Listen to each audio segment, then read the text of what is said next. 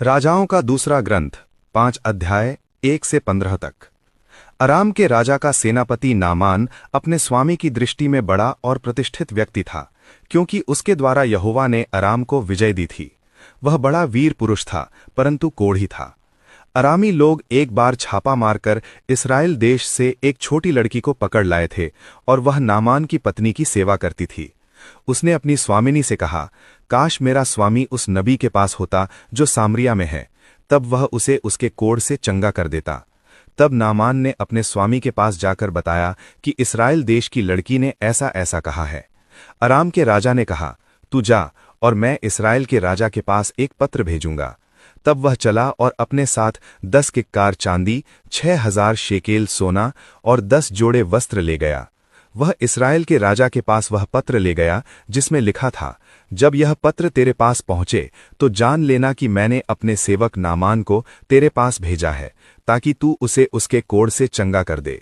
जब इस्राएल के राजा ने वह पत्र पढ़ा तो उसने अपने वस्त्र फाड़े और कहा, क्या मैं परमेश्वर हूं जो किसी को मारूं या जिलाऊं कि यह मनुष्य मेरे पास किसी को उसके कोढ़ से चंगा करने को भेजता है?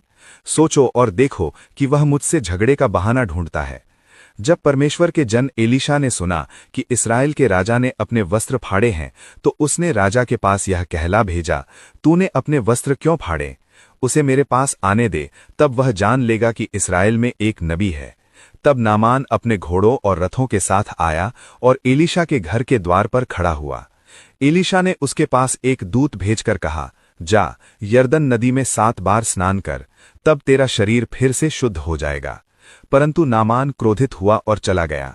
उसने कहा, मैं तो सोचता था कि वह बाहर निकलकर खड़ा होगा, अपने परमेश्वर यहोवा का नाम लेकर प्रार्थना करेगा और अपने हाथ उस स्थान पर फेरकर कोढ़ को दूर कर देगा।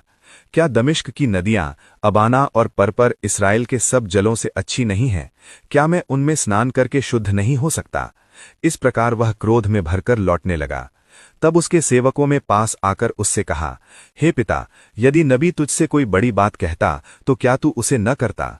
फिर जब वह तुझसे कहता है कि स्नान कर और शुद्ध हो जा, तो क्यों नहीं करता?